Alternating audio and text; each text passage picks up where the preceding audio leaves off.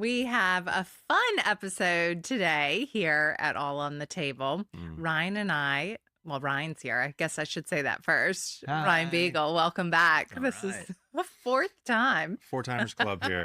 Does anyone else have that? Definitely not. Do I get anything for it? You're my only repeat guest. Oh, I love you man. so much. I was going to do this by myself, but then when we were on our flight back on Saturday, I thought, why should I go talk about our Italy trip alone? You should be with me. How can I make this better? Yeah, how can I make this better with you? Bring Ryan into it.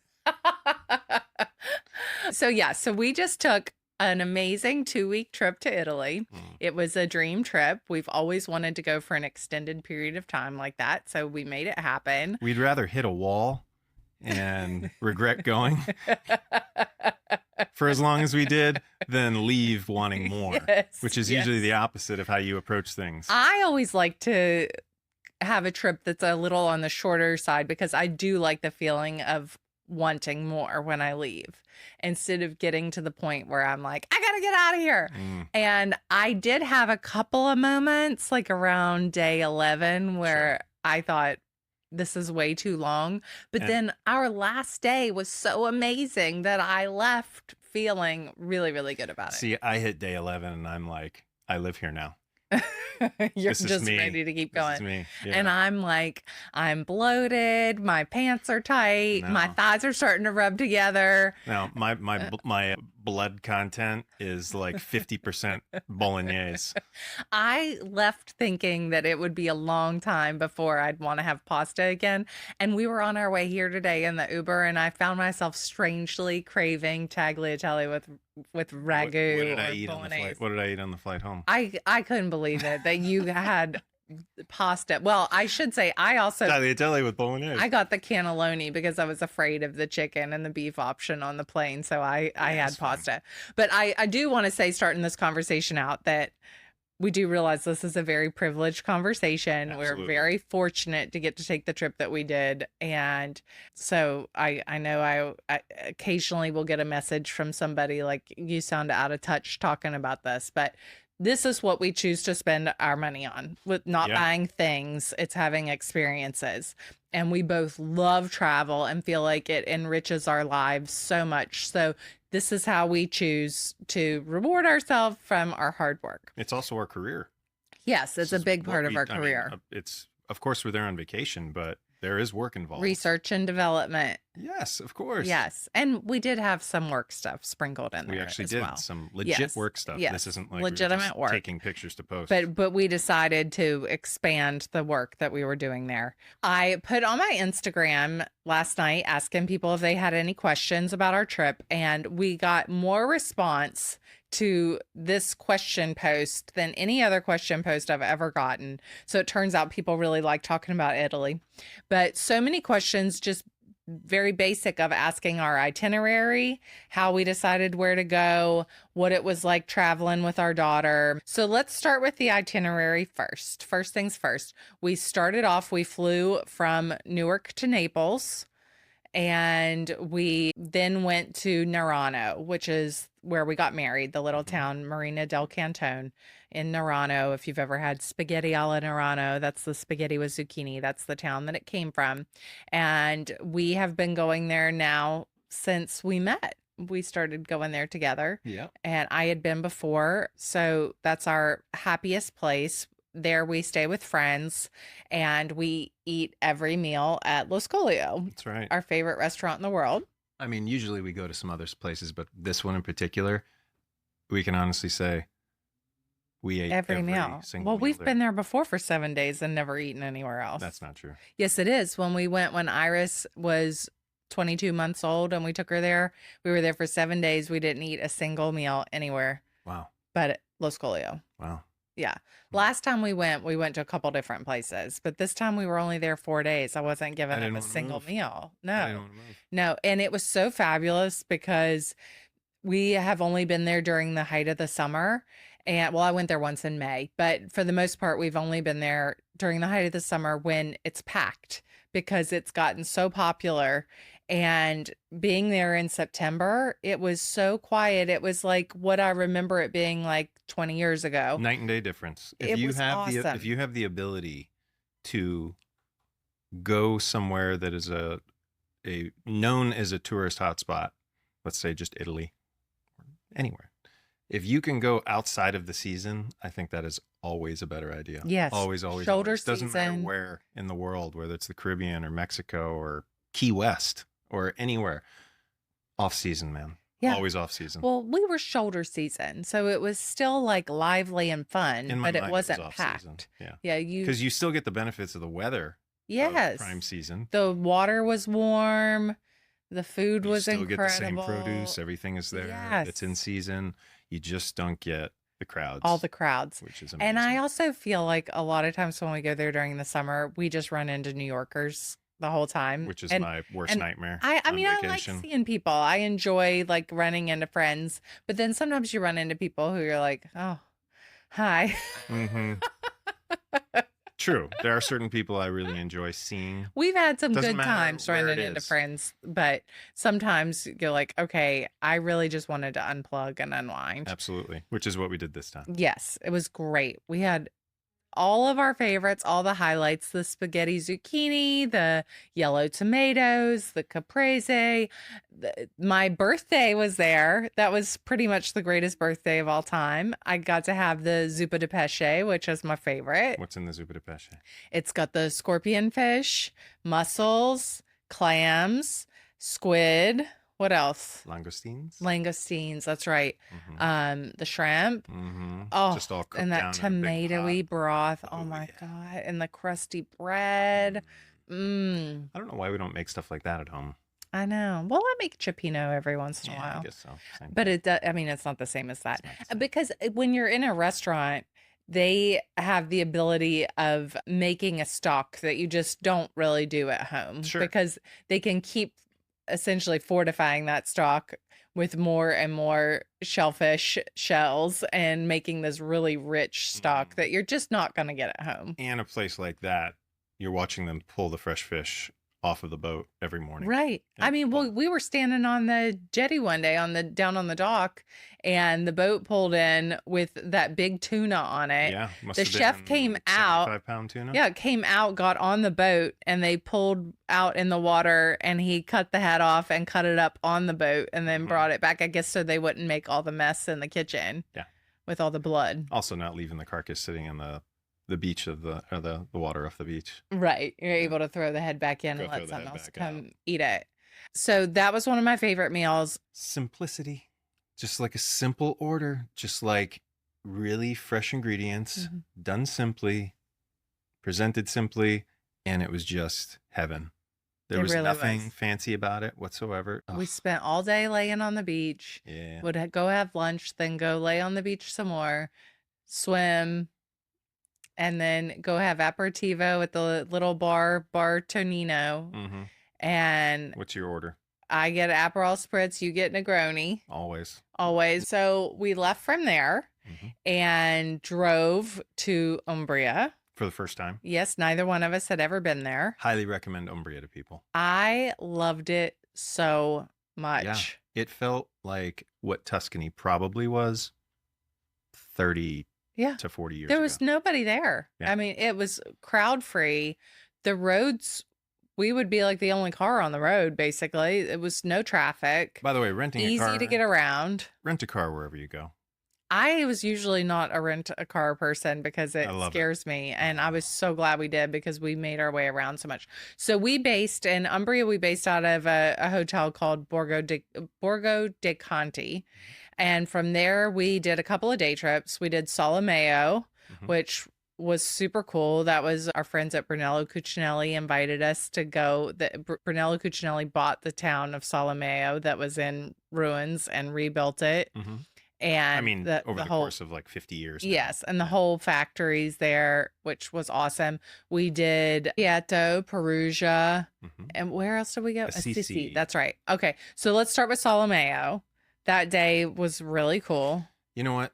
The thing I didn't know going into it, you know, Brunello Cucinelli is a luxury brand. Like super luxury. Super luxury, very high-end cashmere. was kind of the core of their business, and has expanded into suits and everything else. But cashmere is still the business.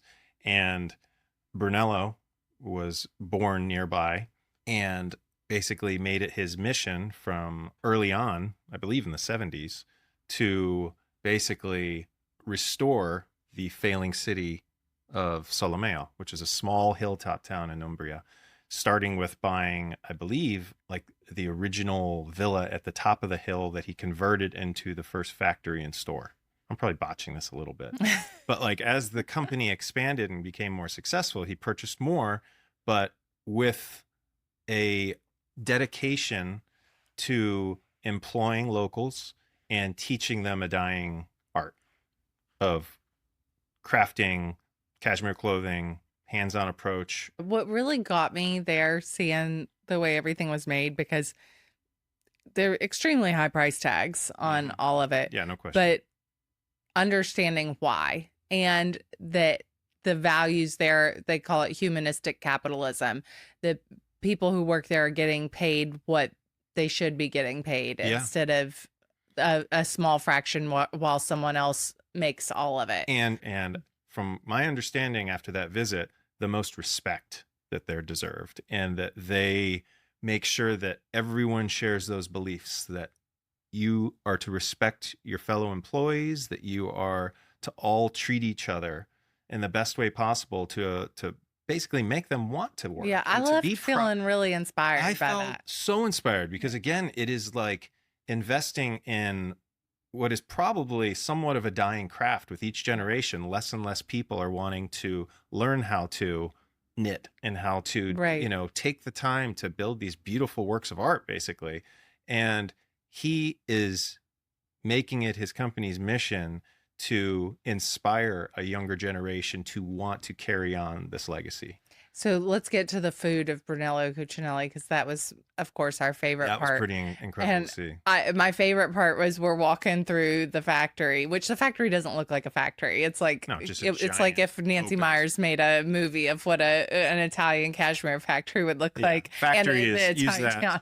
Yeah. Workspace. Yes, workspace. They're like knitting like this fine cashmere, and there's trays of mortadella and prosciutto and pastries because one of the women was retiring and they were like having a retirement party. Amazing. Iris was with us. She's eating all of the little pastries they have out, and all I could think was, please don't get chocolate on your fingers and then go touch something. I know. They were so sweet, though. It was so great. Sweet. And then we got to go to their lunch, which we had read about. If you Google Brunello Cucinelli lunch, you can read articles about it. But they have this cafeteria, which I would also use loosely. This dining area where everybody goes for you get a 90-minute lunch break, and there were like trays and trays of beautiful antipasta, and then they bring out to the table bowls of pasta and the prosciutto and the Umbrian bread, and then we had a tagliata, which is the sliced steak, and what did we have for dessert? Oh, it was the fig crostata. Oh my God.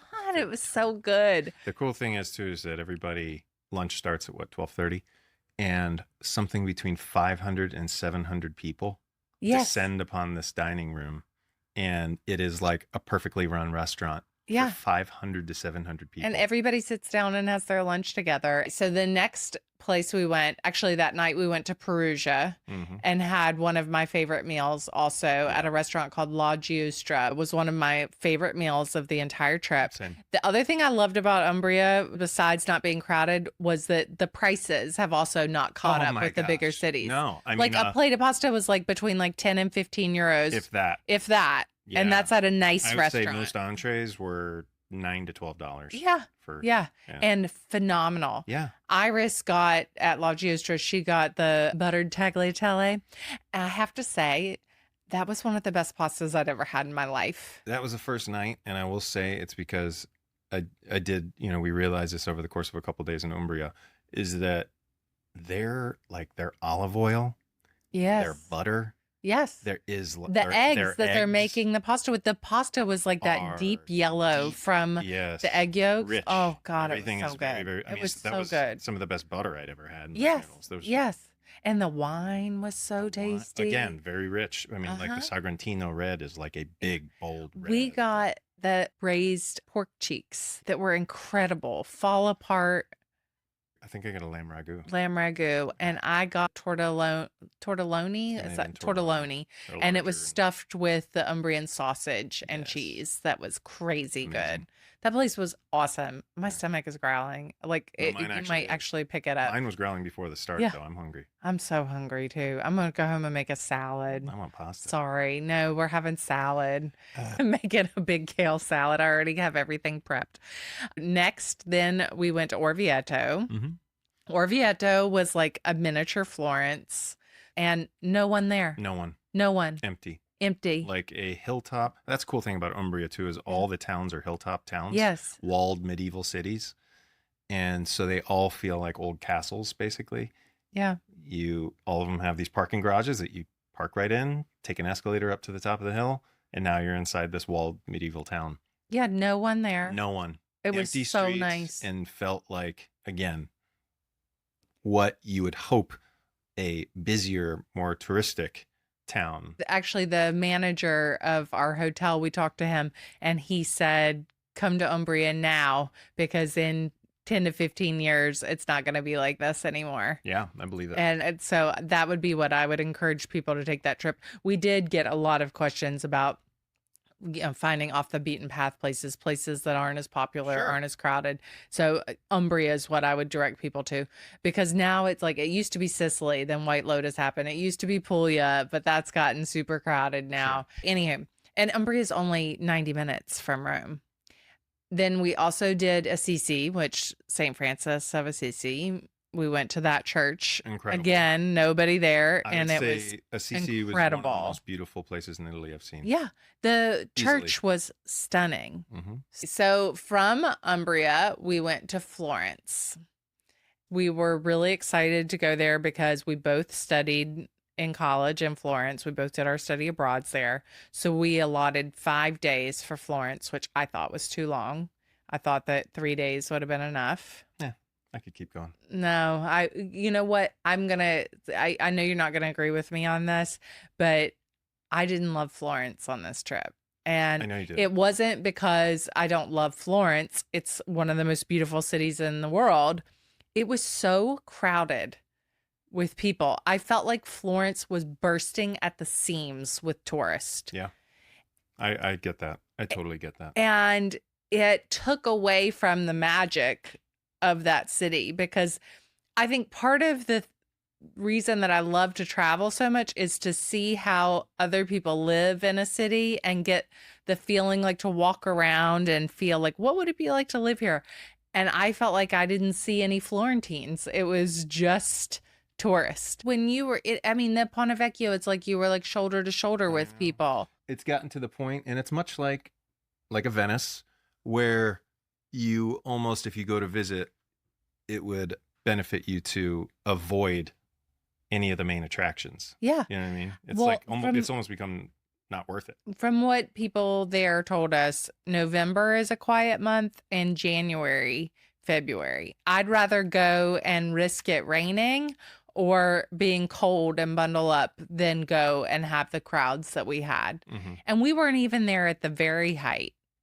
I just thought it was way too crowded. And I don't think Florence is a great city for little kids. Definitely not. Because That the was tough. sidewalks are so skinny And uneven. and it's hard to navigate through that. And then Vespas are whipping by, and I was nervous the whole time with her. I will say we stayed at the Four Seasons. That could not have been nicer. I loved the Four Seasons. That was incredible, and also incredible for kids. They had a kids club there, which we always like to look for places with a kids club Mm-hmm. because Iris loves a kids club. Mm-hmm. And Mom, We're off for 2 hours. we're with and- her 90% of Yes. the day. Well, their hours, it was like 10 to 1, and then they'd close for lunchtime and then have in the afternoon. So usually she would go from about 10 to 12:30. We'd go out and do some stuff, come back and get her, and then we'd all have lunch together and then do whatever our afternoon activity was going to be together. But as much as I didn't think that Florence was a kid-friendly city, I did think everyone there was incredibly kid-friendly. Absolutely. Every restaurant we took her to was so accommodating. Which we keep in mind, we take her everywhere. We didn't Every have a single meal without meal, her. when we're Yeah. on vacation, our daughter comes with us. Yes, she comes Yeah. along. And everybody was accommodating. Italians treat kids like kids. It's a great place for families. It was really sweet. Like you'd go in and they'd always make a fuss over her. They'd bring her order first. Which is the most important thing in the Yes. world. Yeah, I think traveling with kids, when you sit down, when the waiter comes to your table the first time, put your kids in order immediately. Order the kids' food and then wait and order yours. I had 2 meals there that really stood out to me. The first one was at Da Ruggiero. Amazing. Anybody going to Florence, put that on your list. Not on the tourist. Not on the tourist track. scene at all. No, And it's a little, like a mile outside just of, enough outside the where center the to get center away of the from city tourists is. But gets into a real neighborhood. We were the only non-Italian speaking people in that restaurant. Which is always a good sign. Yes, and it was packed. We got there at 7:30. We were the first table. We're always the first table, even in the US. Always. And by the time we left, every table was full. It was lively, bustling. That food was so good. That's a couple people asked me. I had posted the tortellini and brodo. That's where that was from. Oh. And I got the puposo, which I had never had before. I had to Google to find out what puposo was when we were sitting there, and I can't wait to recreate this recipe. It's a very typical Tuscan beef stew that's heavy, heavy on black pepper. I'm not usually a black pepper girl. Like, I like it a little on the lighter side for black pepper, but this is like tons of pepper. And what happens is, because I was reading about how to make it, you grind the black pepper, freshly grind it, and then you fry it in the oil. And then it braises with the meat for a couple of hours, and the long cook of the pepper mellows it out and makes it not as spicy and takes away like that punch that black pepper gives and makes it a little fruitier. And I just loved, I love braised meat. The thing that I liked most about that, though, is oftentimes braised meat is soft meat and it doesn't have a good char before it gets braised. And this had like a black crust on it. Yeah, it was nicely browned. God, I'm totally making that dish. It was a caramelized crust. And it says that the only ingredients in it are the beef, black pepper, red wine, garlic, and olive oil. That's it. And that's it. So I'm going to get to work on trying to make that recipe. And the other meal that really stood out to me was Sostanza, which I had been there before, and I was so excited to take you there.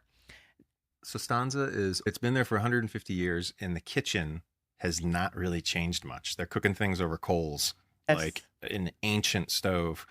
And it's a pretty streamlined menu and was traditionally a very working class lunch trattoria. And it's 7 tables, like 6 or 7 tables in the whole place. It's small. And make a reservation. Make a reservation at both of those places. The thing that's interesting about that I don't want to say skeptical, but I was interested about prior to going there, is that their namesake dish is not something you would typically associate butter with chicken, even Italian food in general. And it's not butter chicken like Indian butter chicken. No. It's chicken cooked in butter. It's chicken like a shit ton of butter. Chicken breasts too. Yes. These aren't bone-in pieces of chicken. This is chicken breasts that are seared and then thrown into a small pot with a ton of butter. A ton of butter. And then they squeeze lemon on it at the end. That's it. So we got that. We got the pasta with meat sauce. They call it pasta al sugo, the house sauce. Yeah. Which kind of to me tastes like Jim's spaghetti sauce from West Virginia. That's where they got it from. And then what else did we get there? Bistecca Fiorentina. Bistecca Fiorentina. So which a huge was T-bone great. steak. Yeah. For lunch, just to round it out. It was our lunch. We did go out to dinner that night later. We did. And what else do we get? Probably more meat sauce and meat. Okay, then from Florence, we went to Rome. We took the train, and we were only in Rome one night because we wanted to get the direct flight home from Rome. That's also a tip for traveling with kids. Get a direct flight whenever you can. So we spent the one night in Rome, and I really wish that we had had 2 nights. I've been to Rome many times, but there was something about Rome was like really a great energy level this time. I agree. It was Yeah. different from when I'd been there in the past, and maybe it's because it wasn't summertime. It was still pretty busy. I was packed, Still pretty but packed. there's Rome is so big, there's more spaces for people to go. The sites are spread out. Yeah, and we took a tuk-tuk tour. This was a brilliant idea. And My I know idea, that- thank you. Oh, really? Yeah, it was my idea thought I to take came up that with that. tour. No. If you're in a town that has tours like this and you don't have a lot of time, doing like an open air car, A double-decker bus. Double-decker I love a bus. double-decker bus tour. this was a tuk-tuk / golf cart type situation. It was so much fun. And it was an hour and a half, basically greatest hits tour Yeah. of Rome. Plus a bunch of places we'd never been before. Yeah, he took us to a He lot took of us to different a bunch of places. neighborhoods and stuff that we'd never been to, and a bunch of sites that you would And- show up and there'd be no one there. If you're traveling with a small child, or if you're somebody who has a hard time walking around, or maybe an older person, that's the best way because you get to see everything Mhm. and you're seated. Yeah. I had so much fun at that. When Yeah. we first got to Rome, we put our bags down. We were staying at La Minerva, the new Orient Express hotel, which was so beautiful. Yeah, that's We beautiful. put our bags down. We basically ran to lunch because we had a reservation at Armando del Pantheon, which is super hard to get into, but we got that reservation. We were not going to miss it. We walk in the restaurant. The first person I see is Jeffrey Zakarian's sister-in-law, Deborah. Sitting at the table right next to us. Yes, I was so What are the excited. odds? What are the odds? Staying at our hotel too. Yeah. But we had wanted to go to that restaurant forever. For a long time. The amatriciana there, which is what I ordered. I had never had a better amatriciana. Yeah, I don't than think so. there. That, And that took the guanciale was like crunchy, but juicy. It wasn't dried out. It was so good. And it had just like this wonderful, luscious pork fat oh my gosh, taste and yes. texture with the tomatoes. Mhm. Iris got cacio e pepe with light on the pepe. I ended up eating half of hers as well.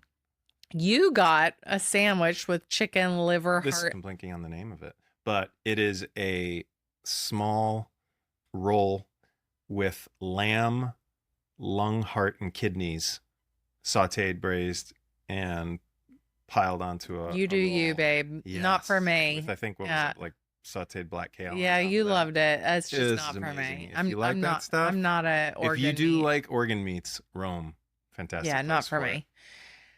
Then that evening, we went and had drinks on the roof of our hotel, which they just opened the new Gigi restaurant there that is perfect for aperitivo. The sun was setting. I don't think I've The seen a better. Pantheon was right view there. I from mean, somewhere there. you were like so close to everything. It was stunning. Yeah.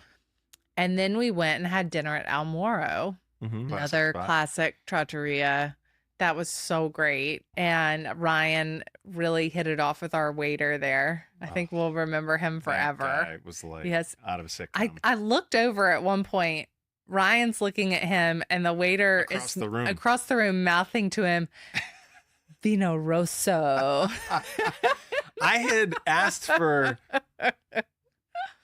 some of the house red, and I was like, oh, he's on the other side of the room. I was like, I feel like a dick doing this, but I'm going to go ahead and do it anyway. And I kind of just like mouthed to him, hoping that he would know what I'm saying. Yeah. And he knew exactly what I Yeah, was saying. so And he looked Vino back at me and he Rosso. goes, Vino Rosso. And I was like, God, I love this guy. I would eat here all the time if I lived here. And I got grilled langoustines there, my favorite. I had too much pasta at that point, I had so I not. had I to had go more carbonara. light seafood. Yeah. But it was great, and that was our last meal in Italy. We did What? forget one meal that I had outside of you in Florence where I banged Oh 2 lamprodotto sandwiches yeah, back to back. which is cow stomach. It's the tripe. it's the fourth stomach of the cow Mhm. is lamprodotto, which is I feel like I have 4 stomachs after that trip. which is a very classic street food in Florence. Ryan And they went make- for a I run. went for a run in the morning, and I knew that my only opportunity was if I ran to the 2 spots that I wanted to go to that were across town from each other. So I went on a jog to one of them, ate the cow stomach sandwich, and then jogged a mile and a half to the other one and ate a cow stomach sandwich Do you there know too. what would happen to me if I ran after eating a cow stomach sandwich? I would be re-eating the cow stomach sandwich for the rest of the You day. know what? It did hit me after eating the second one that I was like, and I was kind of jogging back to the hotel. I was like, is there something wrong with me that I feel fine after eating 2 organ meat sandwiches and I'm still just like happy and jogging around town? That boy is I was a like- pig pig. I was like, I could probably bang out a third one if there was one nearby. I've never met anyone who can eat like you. All right, we have gone on and on. We have a few minutes left. Let's do some questions. We got a lot of the same questions over and over again. So those are the ones that I pulled together. It's funny, you talking about the cow stomach sandwiches. One question that stood out to me was, do you ever experience indigestion? Not really. No. But you know what? I take a lot of precautions. By precautions, you mean Metamucil? This is where we're going to get there. So there's 2 different things. Most mornings, I take a small packet of Metamucil, which kind of scrapes the gut clean. Gets it going. Gets things going, but it also gets all the bad stuff out too. Yeah. And then also I pop a Pepto pill every morning. I didn't know that. You knew that. Pepsid or Pepto-Bismol. You take Pepto-Bismol every day that we're on vacation? Not every day, but like I'll take 1 pill most mornings just to kind of prime the stomach and get ready for the day. Wait a second. Because the Pepto kind of stops you up so you don't poop. And the Metamucil makes you poop. Is that true? Yeah. Am I doing things wrong? I don't think you should be taking Pepto-Bismol. Oh, man. I think Pepsid might make sense for indigestion. Have I been meaning to take Pepsid for years? Yes. I'm taking the wrong thing? Yeah. Oh, man. But I will say, like, you plug your ears up for this part. I don't need to hear this. I do think staying regular on vacation does make you have a better trip. So no one wants to be on trip with like flaming diarrhea for a week straight. I'm not talking about diarrhea. If you can't go to the bathroom, if you're constipated, it's hard to enjoy your trip. It's hard to enjoy your trip if you do have indigestion. So what I'm saying is I think you need to take the proper precautions because you still want to be able to indulge and eat what you want. I usually don't have a problem because coffee gets me going. This is already gone off the rails. I don't want to hear this. I take stool softeners. First 3 days, take a stool softener and then you'll be fine because being on an airplane actually does compress and makes you constipated. Okay. I've never heard you talk about this before. Well, some things are better left. I told you to plug your ears. Let's move on. Let's move on. We have somehow made it into poop talk on an Italy podcast. But you want to know what? I will say some people's stomachs are not suited for like acidic tomatoes. You should pack the Pepto, the chewable Pepto dairy. with you. So if you do have a problem, but by we the don't way, have that problem. Okay. All right. Moving on. But I just want to make sure that you know that my bowel movements are totally regular especially when we're traveling. I know. Okay. We got asked multiple times, did you feel safe? And we don't even need to expand on this. Don't yes. need to talk about safe it, of course. It's everywhere. So, no matter what. So safe. Yeah. And yeah. That's a non-question. And many times, does the language barrier make it hard to get around, order food, etc.? No, because everyone speaks English. And you can also look up words, like when you're looking at a menu like I did at Da Ruggiero, which didn't have an English menu. I just looked up what things were. You should not let language be a barrier to travel. No. I got multiple times. Can you talk a little bit about what it looks like to take a vacation with Iris, mealtime, etc.? Do you take a nanny? We do not take a nanny. We do not take a nanny.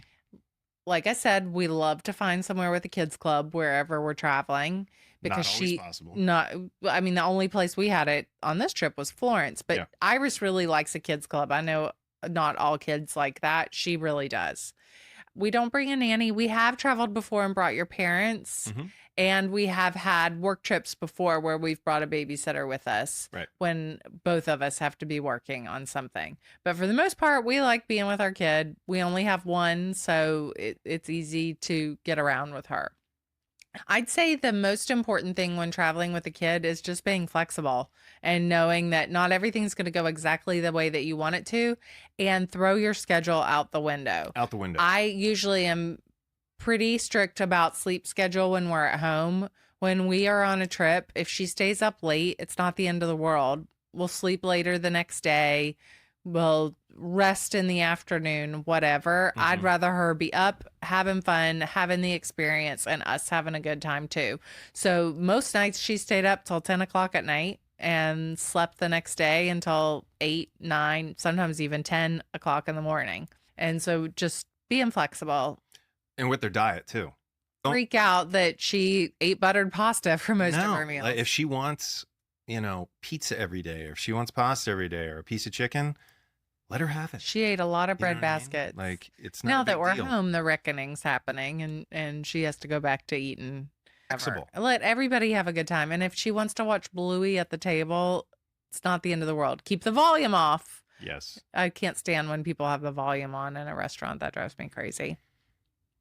Ryan, this is a good question for you because you do most of this for us. How to find the most authentic restaurants without doing a ton of research. I think you have to do a ton of research, right? I do a ton of research. My job is literally to do a ton of research to find great restaurants for my show. A lot of times people like cross-reference lists, Mhm. and I consult lists when I travel and when I work, but at a certain point, all of these lists end up just feeding off of each other. Yes. People end up being like, well, that restaurant's been on that list, so it must be good. Yeah. And instead of like revisiting, and sometimes you'll find somebody who's actually like trying to keep up with the times and like will revisit restaurants and be like, they're not as good anymore. I also thought in Florence, some of the classic restaurants that have been around a long time were not as good as they probably used to be. I think not because they weren't taking pride in what they were doing. I think it just was like a case of there's just so many people trying to eat in these places now Yeah. that it's hard to keep up the quality. Yeah. Yeah. What's advice for budget? My advice would be decide what your budget is and then decide what's important to you. If a great hotel's important to you, then spend more on that. Or if having day trips is important to you, spend on that. Or if the food is what's really important, spend on that. So it kind of that makes a difference for what it is you really want to get out of the trip. Mm-hmm. And that's for any budget. We generally do not spend a lot of money on trips for like excursions, I guess. You know what I mean? I spend on hotels. I love a great You hotel. love a good hotel. You don't care about that so much, but do not care I about it. love a hotel. To me, that's part of the trip. We don't go to fancy meals. No, I We don't eat like fancy. pretty traditional meals wherever we go because that's what we love. Yeah. We like eating that way. Here's an easy one. What's your favorite gelato flavor? I don't have a single one. I mean, if like I had to choose right now, it'd be pistachio. But Oh, wait. What was the name of the gelato place in Florence? La Carrea. La Carrea? Carrea. Carraia. So I ate there every single day in college. That was my corner gelato spot. And now it's like known as one of the, I mean, maybe it was known back then as one of the best gelato places. I had zero expectations for that because I was like, of course. I know you were you're like in rolling college, your the eyes place that at you me. go to every day. I can say without question that was the best gelato I've ever had. Best gelato ever. Yeah, we went back like 4 times. Yeah. And We went twice in one day. what I also appreciated about them was that they were doing unique flavor combinations too. Yes, my order was normally a scoop of chocolate, a scoop of banana, but they had salty peanut, and I thought, why has no one done salty peanut before? Peanut butter is always my favorite. Planters peanuts salty on top peanuts, with like the best peanut butter gelato oh you've ever God, had. it was so good. The eclair one I got. Oh, that was great. It was like a Boston cream It was pie great. gelato. Everything. One last question. Okay, one more question about bowel movements. Yeah, one more question about how do you poop on vacation?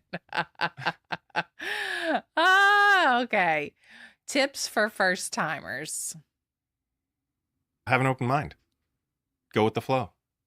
Don't feel like you need to cram everything into every single day, but like be open to new experiences and follow your nose. And if something looks good and you like, don't be like, well, that's not the restaurant that I wanted to go to. I'd also say don't be afraid of being a tourist. Like be confident, be curious, be inquisitive, and be respectful. Yes.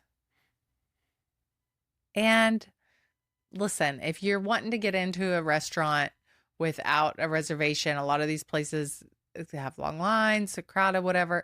Instead of just wearing like a ratty t-shirt and some cut off sweat shorts, put on a polo and a pair of khaki shorts. Like dress maybe a little bit nicer than usual. And you're looking at me like, huh? What? No, I don't disagree. I think I wouldn't that wouldn't be on my list of recommendations to someone. No, I think if you're trying to get into a place, like present yourself with your best foot forward. You don't have to get dressed up, but it's like going to the airport. Like when you see people at the airport in their pajamas. Yeah. Like just make an effort. It's like the slightest bit of effort. Like iron your t-shirt in the hotel room and then put it on. Unless you're going to get a cow stomach sandwich, then you can just be in like your running clothes. You're on your own. Scarf that down, you're fine. Last question. What's your favorite hotel you've stayed at in Italy? I would say probably the Belmont San Andrea. Same in Sicily. That hotel is bonkers. I love that. That was amazing. Belmont San Andrea, Belmont Venice. The Cipriani. We love Belmonts. Belmont, if you're listening, please sponsor. Yes. Belmont, we would love a free night.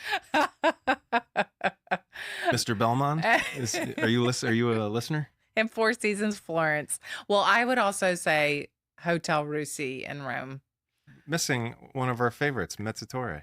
Oh, how did I forget Mezzatorre? That might be number one, actually. Yeah. I think that's actually number one. Yeah, in Ischia. Yeah. All right. I've had enough of this. I got to go home and make a kale salad. A bowel movement. Yeah. Well, we got home and the first thing I did was order a kale salad and take a stool Jesus softener. Christ. Okay. This is all getting cut. No, it's not. Thanks for coming on again, Ryan. You all DM us if you have any Italy questions. I'm going to put it all in my newsletter. You can sign up at katieleebeagle.com. Follow us both. I'm at Katie Lee Beagle. Ryan is at Ryan Beagle. And you can send us your questions. Ciao, y'all. Ciao, y'all.